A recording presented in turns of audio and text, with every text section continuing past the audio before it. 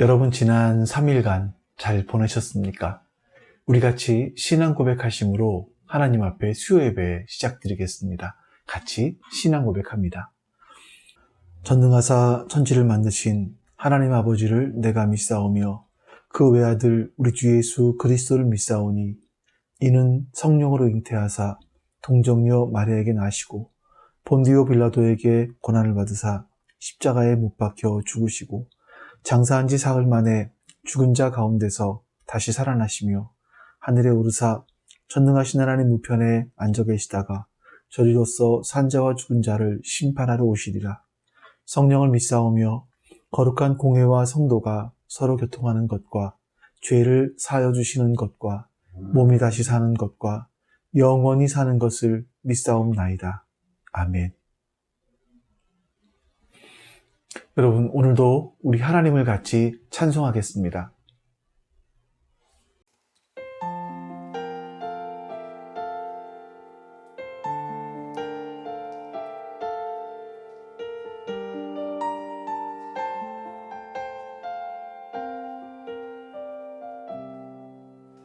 환난 가난과 고난 수고로움 속에도 성도는 그 믿음을 지켰네.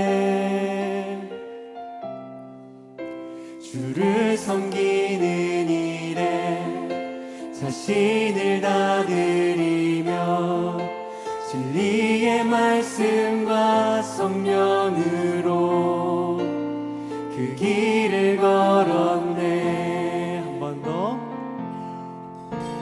환난 가난과 고난 수고로움 속에도 성도는 그 믿음을 지켰네.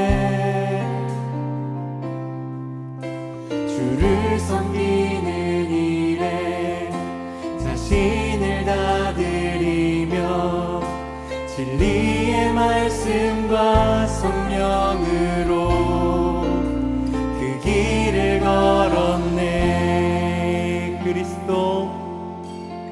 그리스도 안에서 새롭게 하시고 그리스도로 인하여 자유케 되었네.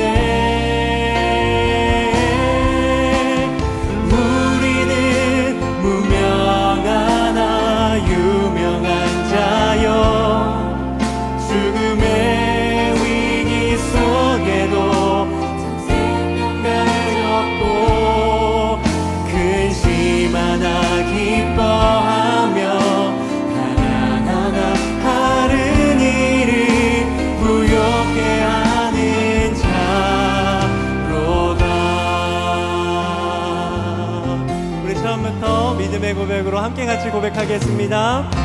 환난 가난과 고난 수고로움 속에도 성도는 그 믿음을 지켰네. 주를 섬기는 일에 자신을 다 드리며 진리의 말씀과 성령으로 그 길을 걸었네. 그리스도 안에서 새롭게 하시고 그리스도로 인하여 자유케 되었네.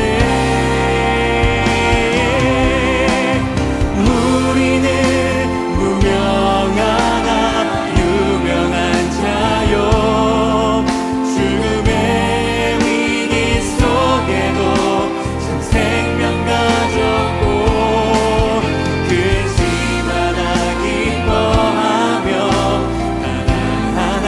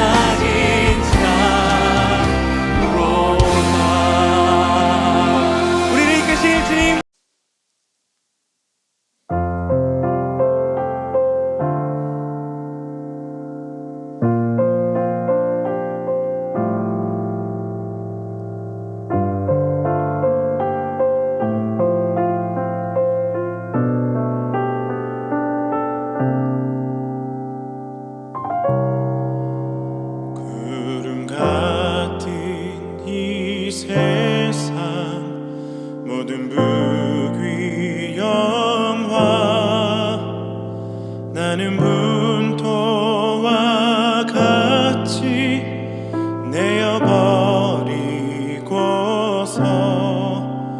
오직 천국의 복을 사모하며 사니 구원받은 내 이름 기억하옵소서.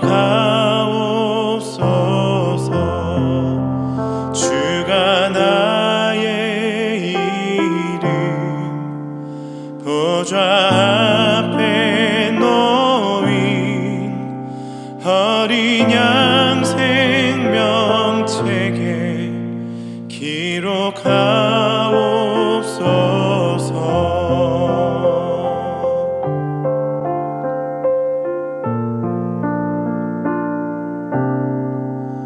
주여 보배 피로써 모든 죄 씻으사 나의 부정한 것을 씻어 맑히소서. 흰 눈보다 더 희게 죄를 씻었으니 구원받은 내 이름 기록하옵소서. 죄가 하나도 없고 아무 병도 없는 영화롭고도 밝은 천국 올라가서 주와 함께 그곳에 길이 살겠으니 이런 소망의 삶은 참된 행복이라.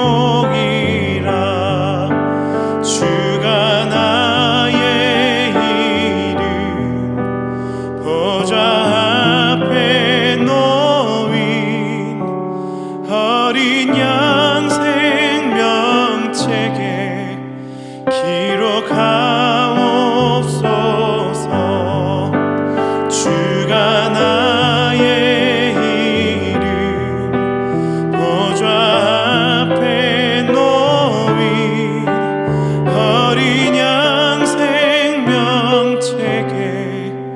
기록하옵소서. 주가 나의 이름 보좌 앞에 놓인 어린 양 생명책에 기록하옵소서.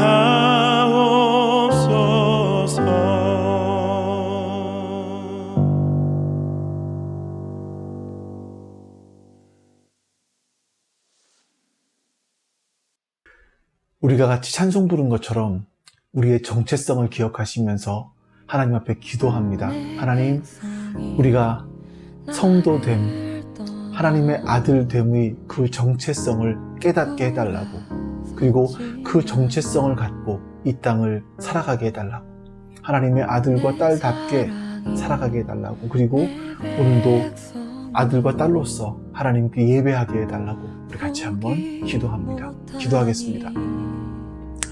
아버지 하나님, 감사합니다.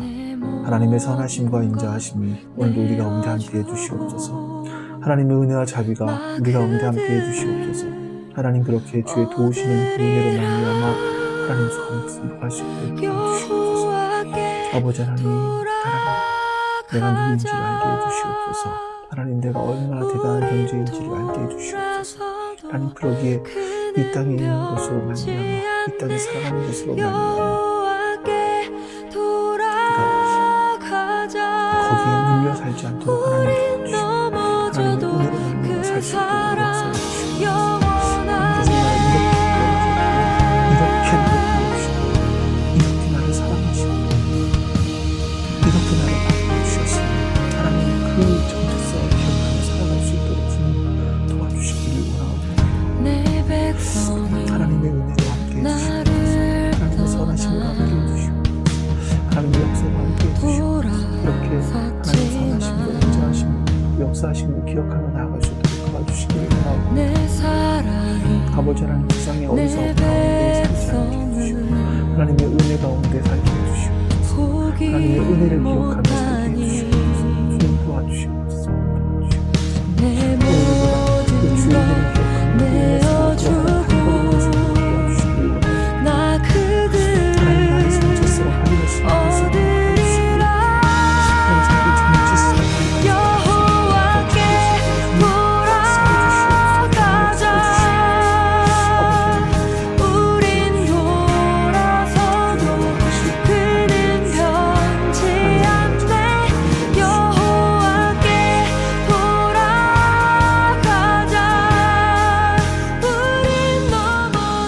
아버지 하나님 감사합니다. 오늘도 하나님을 예배할 수 있도록 도와주시고 우리가 어떤 존재인지 다시 한번 확인할 수 있는 시간들을 주셔서 감사합니다. 하나님, 우리가 찬송처럼 또 그리고 말씀을 따라서 우리가 어떤 존재인지를 깨달아 확인할 수 있도록 도와주시고 그렇게 변화된 존재로 살아갈 수 있는 은혜를 베풀어 주시옵소서. 감사드리며 우리 주 예수 그리스도의 이름으로 기도하옵나이다. 아멘.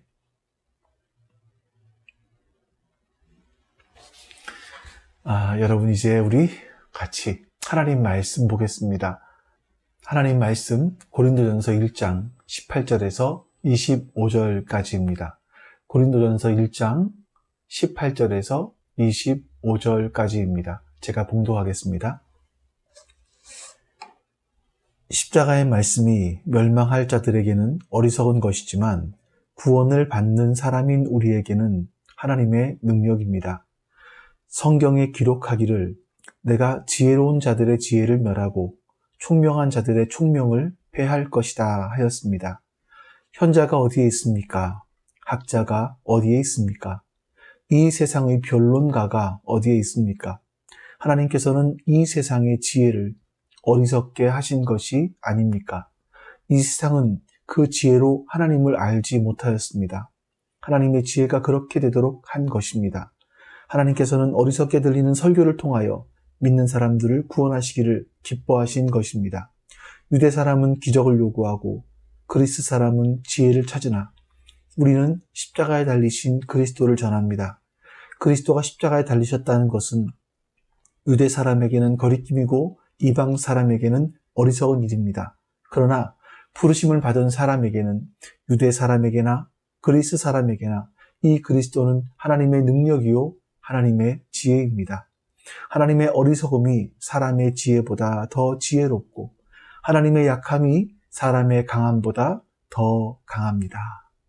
아멘. 사람들은 어떤 크던 작던 자신의 인생 속에서 어떤 히어로가 나타나기를 기다리는 것 같습니다. 그래서 미국의 영화들을 보면, 할리우드 영화들을 보면 히어로물들이 많이 있죠. 일상 속에 나타나는 그런 여러 영웅들이 있습니다. 그 영웅이 나타나서 나의 삶에 어떤 긍정적인 도움을 주기를, 내가 어려움에 빠졌을 때 그 어려움 가운데 나를 구원해 주기를 바라는 그런 마음들이 있습니다. 특히 사람들이 영웅을 기다릴 때는요, 좀 더 어렵거나 어떤 절박함, 또 억압, 고통 속에 있을 때 더 영웅들을 기다리는 것 같습니다. 이 성경이 쓰여질 때 예수님 당시에 어떤 상황들을 보면 유대인들은요, 예수님이 오시기 전까지, 아직 예수님 오셨을 때에도 아주 오랜 기간 동안 나라를 잃어버린 그런 서름 가운데 살았습니다. 그러다 보니까 이 사람들은 메시아를 기다리는 그 애탄이 아주 간절했습니다. 그들은 메시아를 계속 고대하고 있었던 거죠. 그래서 역사적으로 보면 예수님 전후로 해서 약 30여 명의 자기가 메시아라고 스스로 주장했던 사람들이 있었다고 얘기하기는 해요. 그런데 진짜 하나님이신 예수님께서 인간의 몸을 입고 메시아로 이 땅에 오셨을 때 유대인들은 그 예수님을 메시아로 인정하지 않았습니다. 왜냐하면 예수님은 자신들이 기대하던 그런 메시아의 상이 아니었거든요. 유대인들이 기다리던 메시아는 다윗 왕과 같이 엄청난 부를 가진 사람, 모세와 같이 기적을 일으키는 그런 영웅, 그런 사람이어야 된다고 믿었기 때문이죠. 그렇게 해서 이 지긋지긋하고 가난한 이런 나라 이름 서름, 여기서 우리를 구원해 줄 것이다 라는 그런 생각을 했던 겁니다. 근데 예수님은 그들이 바라는 것처럼 그렇게 오지 않으셨습니다. 오히려 십자가에 못 박히는 아주 수치를 당하셨죠. 그러다 보니까 유대인들은 그 예수님이 우리가 그렇게 기다리던 메시아실 수는 없다라고 말했던 겁니다. 근데 바울이 그 유대인들의 주장에 반대하면서 이렇게 말을 합니다. 우리 18절 말씀을 좀 보죠. 십자가의 말씀이 멸망할 자들에게는 어리석은 것이지만 구원을 받는 사람인 우리에게는 하나님의 능력입니다. 17절에서 이제 복음을 이야기했고요. 그 복음이 뭐냐 했을 때 바로 십자가의 말씀이다. 십자가 사건이다. 이렇게 얘기하는 겁니다. 이런 십자가에서 보여주신 그 말씀은 공허한 그냥 언어가 아니라, 허공을 치는 언어가 아니라 예수님께서 십자가 위에서 이루신 그 놀라운 구원의 역사는 멸망하는 사람들이 보기에는 어리석은 것이겠지만 구원을 얻는 우리가 보기에는 하나님의 능력이다. 이렇게 말을 하는 겁니다. 그리고 십자가의 도를 어리석게 보는 사람들을 가리켜서 그러니까 지금 멸망할 사람들이다 라고 말을 하는 거죠. 자, 여러분, 십자가가 뭡니까? 잘 아시는 것처럼 십자가는요, 로마 시대에 어떤 사형을 집행하던 형틀이었습니다. 로마를 반역한 사람들을 잡아 죽이는 그런 형틀이었죠. 여러분들 혹시 보셨는지 모르겠습니다만 코바디스 도미네라는 영화를 보면 네로 황제가 로마에 불을 지릅니다. 그리고 그 불을 지른 사람들이 기독교인이다 라고 하면서 누명을 씌우죠. 그때 로마의 시민들이 굉장히 분노하게 되고요. 기독교인들을 잡아서 죽이자라고 합니다. 그래서 처음에는 원형 경기장에서 사자와 싸우게 했고, 두 번째는 십자가에 매달아서 수많은 사람들을 한꺼번에 죽이기도 했습니다. 이렇게 십자가는 사형 집행틀이었습니다. 근데 여러분, 이 십자가에서 사람들이 죽어가면서 어떤 기적이 일어났습니까? 아니, 스스로 메시아라고 말씀하시던 예수님께서 십자가에 달리실 때 어떤 기적이 일어났습니까? 예수님께서 십자가에서 달려 돌아가실 때 사람들이 네가 메시아라면 너 자신을 구원해 보아라 라는 그 조롱 속에도 예수님은 힘없이 그냥 죽기만 하셨습니다. 유대인들이 바라볼 때 예수님은 신명기 말씀에 의하면 나무에 달린 자마다 저주 아래 저주를 받은 자다. 이런 말씀 때문에 유대인들은 예수님이 지신 십자가를 저주받아, 하나님께 저주받아 죽은 것이라고 생각을 했습니다. 예수님이 정말 메시아로 왔다면 어떤 강한 능력을 가지고 자기 민족을 구원해줄 어떤 기적을 일으켜야 되는데 예수님은 그냥 십자가에 달려 죽은, 무기력하게 십자가에 달려 죽은 저주받은 실패자로 본 거죠. 유대인들이 예수님을 향해서 기적을 보여달라고 했을 때 예수님은 악하고 음란한 이 세대이기 때문에 내가 보여줄 수 있는 표적은 요나의 표적밖에 없다. 이렇게 말씀하십니다. 요나가 물고기 뱃속에 3일간 있었던 것처럼 나도 죽어서 땅속에 3일 있을 것이다. 이걸 말씀하신 겁니다. 다시 말하면 너희에게 보여줄 수 있는 것은 십자가의 표적밖에는 없다. 말씀하시는 거죠. 여러분, 이렇게 십자가의 말씀은요, 십자가의 도는요, 사람의 지혜로는 이해할 수가 없습니다. 왜 하나님, 그 신이, 천지를 창조했다는 신이 인간의 모습을 입고 이 땅에 와서 죽습니까? 이건 세상의 지혜로는 너무나 미련하게 보이는 거죠. 세상 사람들이 추구하는 지혜는 뭡니까? 결국 세상의 성공이고 화려함 아니겠습니까? 하지만 세상에서 성공해서 아주 화려한 옷을 입고 화려한 삶을 산다 할지라도 사람은요, 유한하지 않습니까? 어느 날, 어느 순간에 우리의 코끝에서 호흡이 멈췄을 때 그 사람이 그 이후를 준비하지 못했다면 결국 그 사람은 멸망하게 될 겁니다. 바울은 이렇게 자신의 죽음 이후를 준비하지 못한 사람은 어리석은 사람이다. 이렇게 말을 하는 거죠. 세상에서 돈을 모으고 세상에 출세해서 권력을 잡는 데는 뛰어난 지혜가 있을지 모르지만 자기의 영원한 생명을 준비하지 못한 미련한 사람, 자기 인생에 대해서 준비하지 못한 미련한 사람, 어리석은 사람, 이렇게 말을 하는 겁니다. 내 코끝에서 호흡이 끝난 뒤에 일어날 일에 대해서 모르는 사람이 바로 어리석은 사람이고, 그런 사람들은 십자가를 미련하다라고 한다는 겁니다. 우리 19절 말씀도 읽어보겠습니다. 성경에 기록하기를 내가 지혜로운 자들의 지혜를 멸하고 총명한 자들의 총명을 폐할 것이다 하였습니다. 여러분, 지금 바울이 인용하고 있는 말씀은 이사야서 29장 14절에 있는 말씀이에요. 이 말씀 바로 앞에 보면 이런 말씀이 나오는데요. 주님께서 말씀하신다. 이 백성이 입으로는 나를 가까이 하고 입술로는 나를 영화롭게 하지만 그 마음으로는 나를 멀리하고 있다. 그들이 나를 경외한다는 말은 다만 들은 말을 흉내내는 것일 뿐이다. 여러분, 이스라엘 사람들은요, 입술로는 하나님을 존경한다고 얘기했습니다. 하나님을 영화롭게 한다고 했습니다.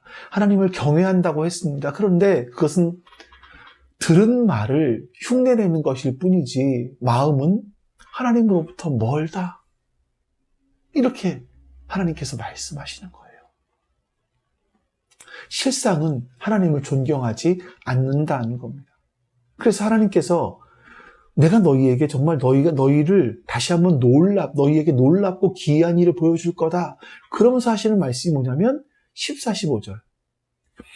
그러므로 내가 다시 한번 놀랍고 기이한 일을 이 백성을 놀라게 할 것이다. 어떻게 놀랍고 기이한 일입니까? 지혜로운 사람에게서 지혜가 없어지고 총명한 사람에게서 총명이 사라지는 겁니다. 주님 몰래 음모를 깊이 숨기려는 자들에게 재앙이 닥치는 겁니다. 그들은 어두운 곳에서 남몰래 음모를 꾸미는 사람들이죠. 그럼 생각합니다. 누가 우리를 보랴? 누가 우리를 알랴? 이렇게 한다라는 겁니다.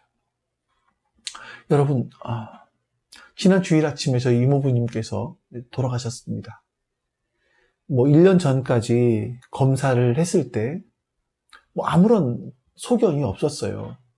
근데 몇 주 전에 갔더니 암사기라고 진단을 받은 겁니다. 그래서 최소한 병원에서는 최소한 4에서 6개월, 길면 1년은 사실 수 있다라고 얘기했는데 2, 3주 만에 돌아가신 겁니다. 여러분, 이런 상황에서 이런 인간의 유한함 속에서 인간의 지혜가 무슨 소용이 있습니까? 여러분, 인간의 총명함이 무슨 소용이 있습니까? 유한한 인간에게는요, 인간이 가지고 있는 그 총명도 지혜도 아무 소용이 없는 겁니다. 진짜 지혜로운 사람은 어떤 사람입니까? 자기의 죽음 이후를 준비할 줄 아는 사람이죠. 20절 말씀에 이렇게 말씀합니다. 현자가 어디 있습니까? 학자가 어디에 있습니까? 이 세상의 변론가가 어디에 있습니까? 하나님께서는 이 세상의 지혜를 어리석게 하신 것이 아닙니까? 바울이 여러분, 세상에 하나님과 맞설 만한 지혜로운 사람, 학자, 변론가, 그러니까 이게 철학자들, 헬라 쪽에 있는 철학자들을 말하는 겁니다. 이런 철학자가 어디에 있느냐라고 말합니다. 왜 없습니까? 하나님께서 이 세상의 지혜를 어리석게 하셨기 때문이다 라고 말합니다.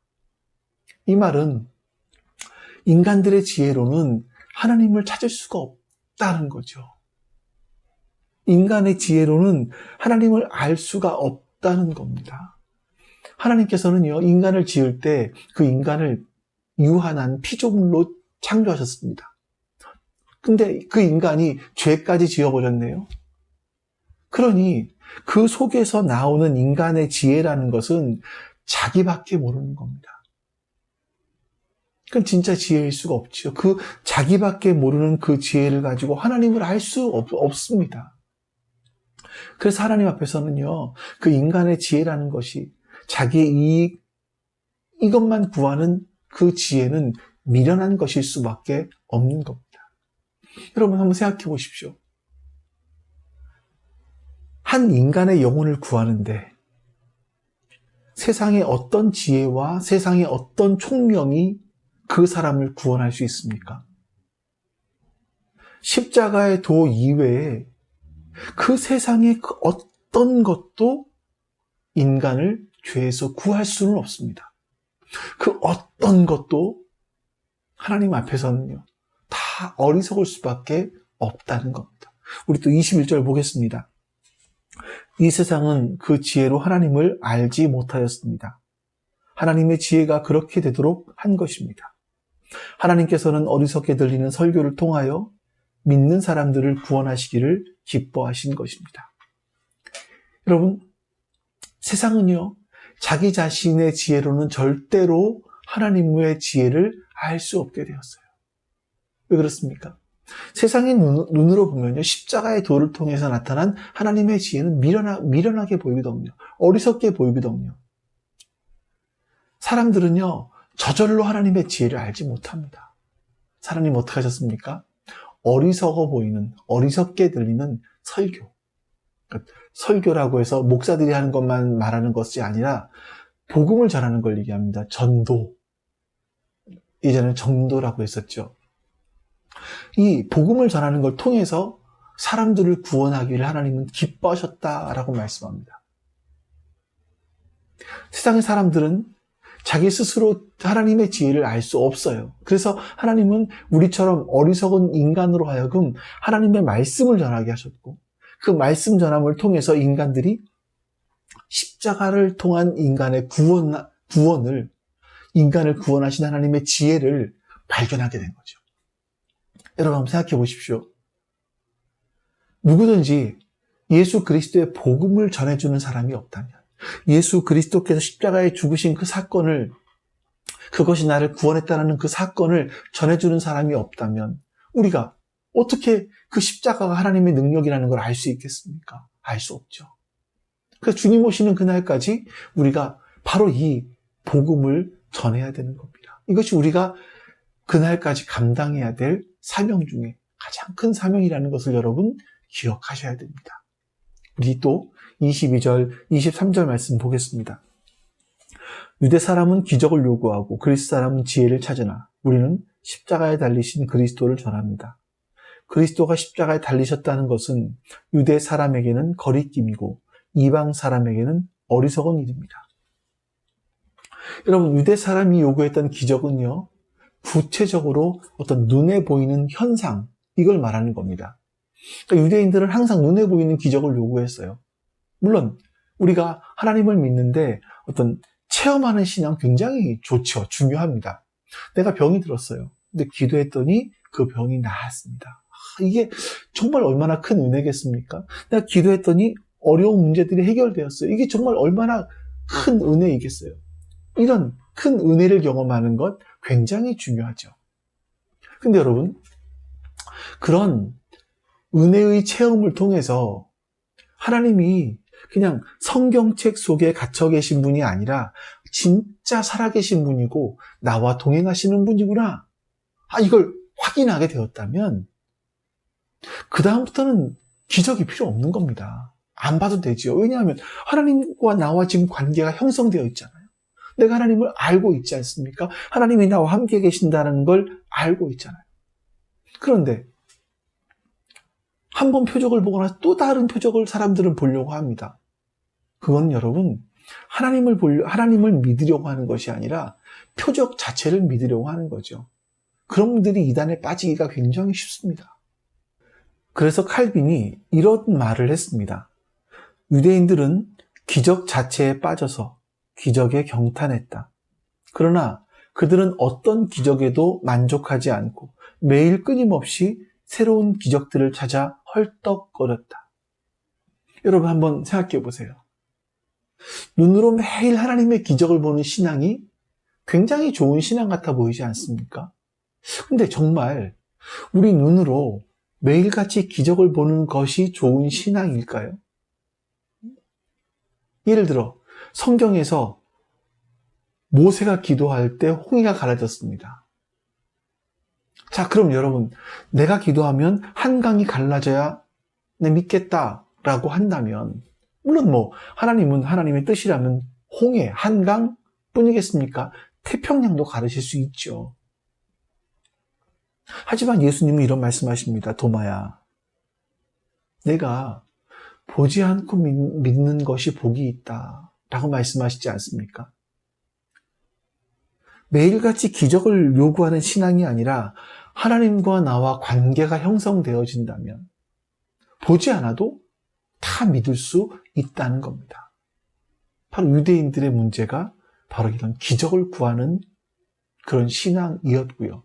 또 헬라 사람들은요, 성경에 보니까 지혜를 구했다라고 말씀하죠. 여기 지혜는 인간의 이성, 인간의 지혜, 이걸 이야기합니다. 끝까지 자기의 이성과 자기의 지혜로 모든 걸 해결할 수 있다고 믿었어요. 그래서 끝까지 자기의 이성만으로 모든 걸 추구하기 때문에 그 속에 하나님이 개입하실 틈이 하나도 없었던 겁니다. 여러분, 유대인들은 기적을 요구하고 헬라인들은 자기 자신의 이성과 어떤 지혜를 신봉하지만 바울은요, 우리는 십자가에 못 박힌 그리스도를 전한다 라고 이야기합니다.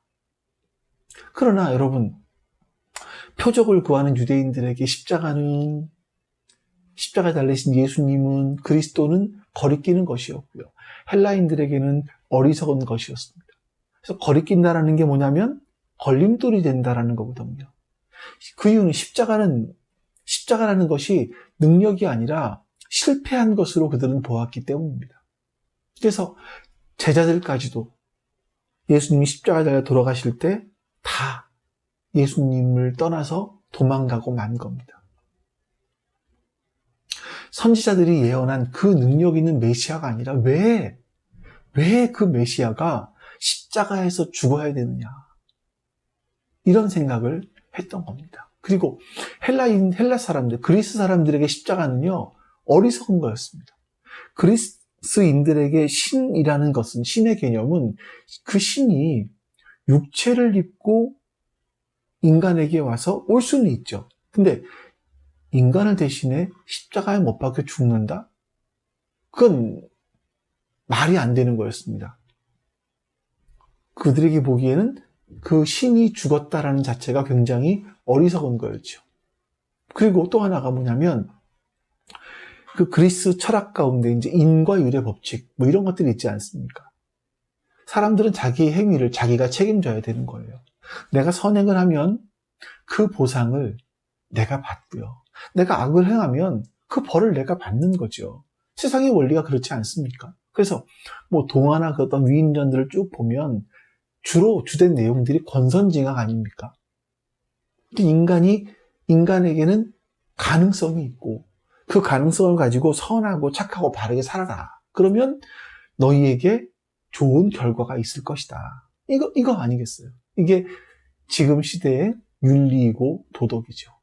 사람들이 우리 종교를 윤리나 도덕의 어떤 연장선으로 보는 거예요. 그래서 인간이 서로 착하고 바르게 살아가라.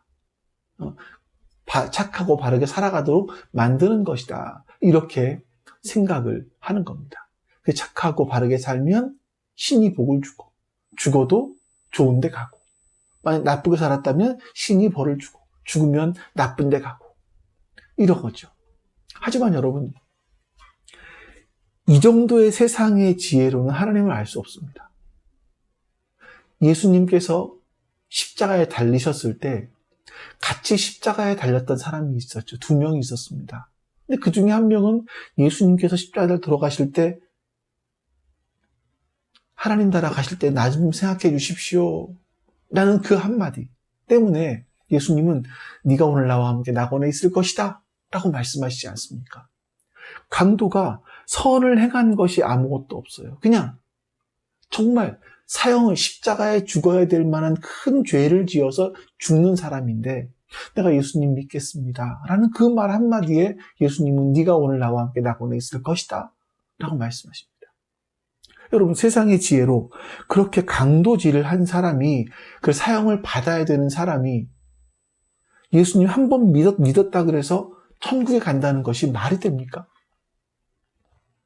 십자가의 도는 십자가 자체의 능력으로 우리가 구원을 얻는 것이지, 인간이 어떤 십자가를 믿어주고 무언가를 했기 때문에 구원을 얻어내는 것이 아니라는 겁니다. 십자가를 지기까지는 예수님께서 하시고, 그것을 믿는 것은 내가 하는 것이지 세상의 논리들 아닙니까? 이것을 미련하다고 하는 겁니다. 바울이 십자가를 알기 전에 그 자신이 했던 열심, 헌신 이런 게 있지 않습니까? 그걸 누가 따라갈 수 있습니까? 정말 대단하지 않습니까? 그런데 바울은요, 예수님의 십자가를 알고 난 이후에 그런 것들을 다 배설물로 여긴다, 똥으로 여긴다라고 했습니다. 그리스도를 아는 지식이 가장 고상하다라고 말합니다. 그러면 십자가를 알고 난 이후에 나타난 열심과 헌신은 뭐겠습니까? 바울은 이렇게 얘기하죠. 나의 나된 것은 하나님의 은혜입니다. 이렇게 고백을 하는 겁니다. 또 여러분 24절 말씀 보겠습니다. 그러나 부르심을 받은 사람에게는 유대 사람에게나 그리스 사람에게나 이 그리스도는 하나님의 능력이요 하나님의 지혜입니다. 오직 부르심 받은 사람에게는 그 사람이 유대인이든 아니면 그리스 사람이든 상관없이 가리지 않고 하나님의 능력이 된다라고 말씀하는 거예요. 그리스 사람은 이방 사람들을 말하는 건데, 이 예전에는요, 유대인으로 태어나면 그냥 자기네는 그냥 구원받는다고 생각을 했습니다. 하지만 이방인은 구원을 받을 수 없다고 생각을 했어요. 그런데 유대인이든 이방인이든 상관없이 하나님으로부터 부름받은 사람, 그런 사람들은 구별 없이 그리스도인이 된다. 이게 하나님의 능력이고 하나님의 지혜다라고 말씀하는 겁니다. 지금 유대인들은요, 십자가에 못 박힌 예수님을 꺼려해요. 저주받은 사람이다. 그리스인들에게는요, 예수님의 십자가가 어리석은 것으로 보입니다. 그런데 하나님의 부르심 받은 사람에게는요, 그들이 누구이든, 그리스 사람이든, 이방인이든, 유대인이든 상관없이 그 십자가는 하나님의 능력이고 지혜라는 것을 알게 된다는 겁니다. 여러분, 중요한 건요, 부르심을 입었다는 거죠. 나의 노력으로 십자가의 능력을 아는 게 아닙니다. 하나님께서 불러내셔서 하나님께서 자기 백성을 삼아주신 자들만 그 의미를 알게 된다는 거죠. 하나님께서 불러내신 사람에게 십자가는요, 하나님의 능력이고 하나님의 지혜입니다. 여기서 바울이 강조하고자 하는 것은요, 유대인들은 자기네들이 유대인인 것 자체만으로 선민이라고 생각했고, 자기들은 구원받는다고 생각을 했습니다. 근데 이제는 여러분, 유대인이냐 유대인이 아니냐, 이게 중요한 것이 아니라 하나님이 부르셨느냐 부르지 않으셨느냐, 이게 중요하다라는 겁니다. 하나님께서 자기의 자녀로 부르신 자는 그리스도 안에서 누구든지 하나님의 능력과 은혜를 알게 되는 겁니다. 여러분, 이사야 43장 말씀 보세요. 이렇게 말씀합니다. 그러나 이제 야곱아, 너를 창조하신 주님께서 말씀하신다. 이스라엘아, 너를 지으신 주님께서 말씀하신다. 내가 너를 속량하였으니 두려워하지 말아라. 내가 너를 지명하여 불렀으니 너는 나의 것이다. 여러분, 야곱이 하나님 앞에서 의롭고 도덕적이고 어떤 윤리적인 삶을 살았기 때문에 하나님께서 그를 지명하여 부르셔서 너는 나의 것이다 라고 말씀하십니까? 아니죠. 야곱이라고, 이스라엘을 끝까지 하나님은 야곱이라고 부르시는 이유가 넌 원래 어떤 사람인지 알지 않느냐라는 거예요. 야곱이라는 말의 뜻은 발 뒤꿈치를 잡은 자라는 뜻 아닙니까? 다시 말하면 그냥 남의 인생을 항상 발 뒤꿈치를 잡아 넘어뜨리는 그런 사기치는 인생을 살았던 사람이죠. 근데 하나님께서 너는 내 것이다 불러주셨어요. 그로 말미암아 야곱은 하나님을 알게 되었고 그는 이스라엘이 된 겁니다. 하나님께서 불러서 하나님의 자녀가 된 사람들은요, 어리석어 보이는 십자가에 못 박힌 그리스도가 하나님의 능력이고 하나님의 구원이라는 것을 어떻게 알게 되는지 모르지만 알게 돼요. 믿게 돼요. 믿어져요. 그게 믿어지죠. 바울이 갈라디아서 3장 13절에서 이렇게 말씀합니다. 그리스도께서 우리를 위하여 저주를 받은 사람이 되심으로써 우리를 율법의 저주에서 속량해 주셨습니다. 기록된 바 나무에 달린 자는 모두 저주를 받은 자이다 하였기 때문입니다. 자, 여러분, 이 말씀을 한번 보시죠. 이 말씀은 유대인들이 바라봤을 때 예수님의 십자가는요, 신명기 21장 23절에 그 말씀밖에 없어요.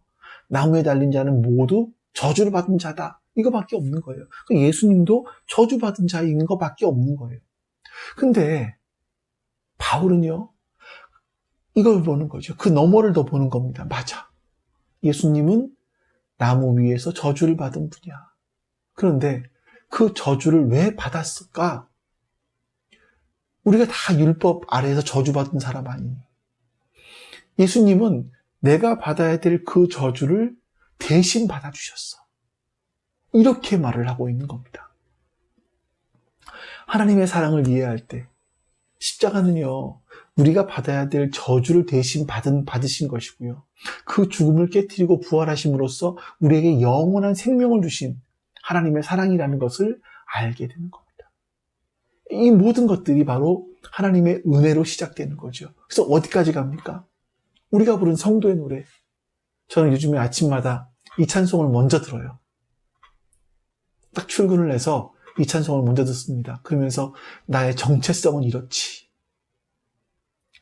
우리 찬송의 마지막 구절에 보면 무명하지만 세상 사람들에게는 무명해요. 하지만 우리는 하나님께 유명한 사람들이에요. 세상에서는 죽음의 위협을 당할 수 있고 근심할 수 있어요. 하지만 우리는 참된 기쁨이 있고 참된 생명이 있는 그런 사람들이라는 겁니다. 세상에서는 가난해요. 하지만 여러분, 우리는요, 사람들을 부유하게 해줄 수 있을 만큼 부유한 모든 것을 가진 사람들인 겁니다. 예수님은 십자가의 죽음과 부활하심을 통해서 우리에게 이것을 보여주셨습니다. 그건 하나님의 부르심의 은혜를 입은 바로 그런 사람만이 그 사실을 깨닫게 되는 것입니다. 그리고 바울이 이렇게 결론을 맺습니다. 25절 말씀입니다. 하나님의 어리석음이 사람의 지혜보다 더 지혜롭고 하나님의 약함이 사람의 강함보다 더 강합니다. 하나님은 여러분 어떤 경우에도 어리석어지시거나 약해지시지 않죠. 그런데 여러분, 하나님께서 가장 어리석게 하시는 일들이 인간의 가장 지혜로운 것보다 더 지혜롭고요. 하나님께서 가장 약해지신 그 모습이 인간의 가장 강한 것보다 더 강하다고 말씀하고 있습니다. 여러분, 우리는 그 십자가의 도가 미련한 것도 아니고 어리석은 것도 아니고 우리의 거리끼는 것도 아니라는 걸 알고 있기 때문에 오늘도 이렇게 하나님의 말씀 앞에 서 있지 않습니까? 근데 그걸 우리가 어떻게 알게 됐습니까? 하나님께서 우리를 불러주셨기 때문입니다. 우리가 굉장히 의로웠기 때문에 하나님이 우리를 불러주신 것이 아니에요.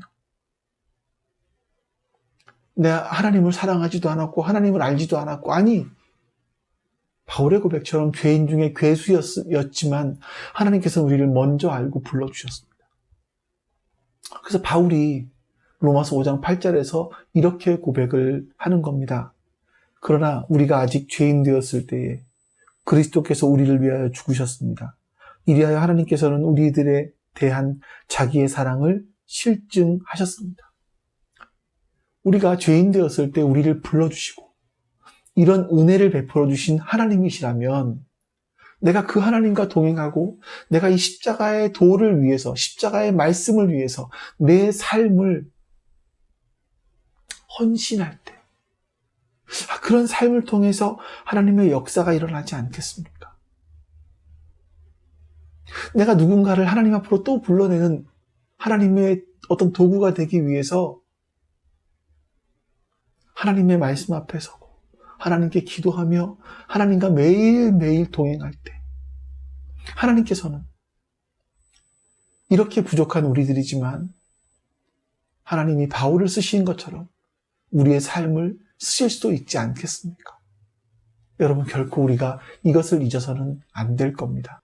하나님의 가장 어리석은 것이 우리가 가장 지혜롭다 하는 것보다 더 지혜롭고, 하나님의 가장 약해 보이는 그것이 우리의 가장 강함보다 더 강하다는 사실을 우리는 잊지 않고 오늘 하루 남은 한 주간 살아가시면서 하나님을 의지하며 나의 정체성을 기억하며 이렇게 변화된 존재답게 또 다른 사람을 변화시켜야 되는, 변화시키기 위한 도구가 되기 위한 그런 마음을 가지고 여러분 살아가실 수 있기를 주님의 이름으로 축원합니다.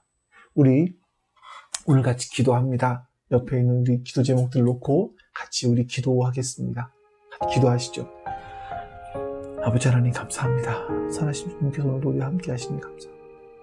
하나님께서 오늘도 우리에게 하나님 말씀을 주시고 하나님의 은혜를 주시고 하나님께서 우리 베풀어 주신 그 은혜를 기억하게 해주시니 감사합니다. 하나님 그 은혜를 잊지 않게 해주시옵소서. 그 선하심과 인자하심을 잊지 않게 해주시옵소서. 오늘도 하나님 말씀을 기억하며 나갈 수 있게 해주시옵소서. 하나님께서 우리에게 복을 주시사 그 복으로 세상을 쓰도록 도와주시기를 원하옵니다. 아버지 하나님, 하나님이 주신 그 복으로 세상을 이롭게 할 수 있도록 도와주시기를 원하옵니다. 하나님, 우리가 어떤 존재인지 알게 해주시옵소서.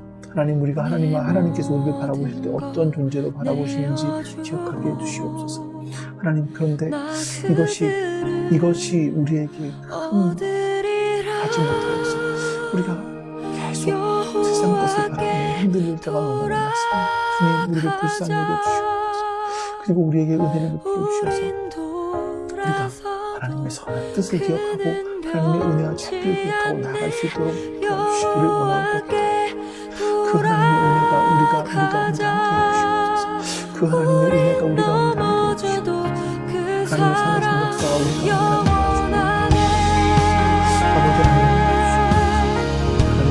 우리를 기억하여 우리 교회 위에 하나님의 은혜를 주시기를 원합니다. 하나님의 선하심과 인자하심을 나타내 주시기를 원합니다. 주님, 우리에게 복을 주셔서 우리들은 하나님의 사람들로 아름답게 자라갈 수 있게 해주시옵소서. 하나님의 사람들로 아름답게 자라갈 수 있도록 도와주시기를 원하옵니다. 하나님뿐만 아니라 하나님, 우리가 정말 하나님을 깊이 알아갈 수 있는 그 은혜들을 베풀어 주시옵소서. 이거는 우리 교회가 지속 가능하게 위해서 사람들이 왔으면 좋겠습니다. 내 모든 것 내어주고 나 그들을 얻으리라. 여호와께 돌아가자. 우린 돌아서도 그는 변치 않네. 여호와께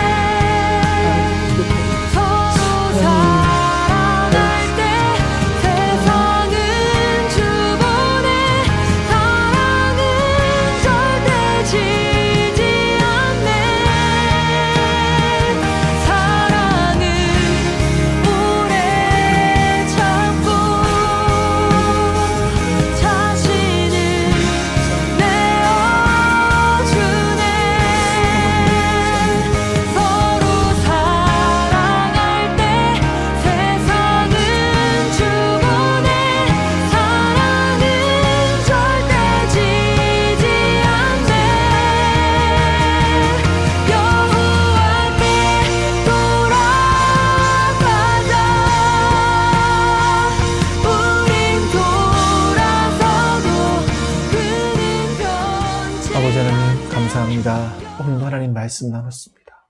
우리가 어떠한 존재인지 기억하게 해주시고 어떠한 삶을 살아야 하는지 기억하게 해주시옵소서. 감사드리며 우리 주 예수 그리스도의 이름으로 기도하옵나이다. 아멘. 하늘에 계신 우리 아버지여, 이름이 거룩히 여김을 받으시오며 나라가 임하시오며 뜻이 하늘에서 이루어진 것 같이 땅에서도 이루어지이다.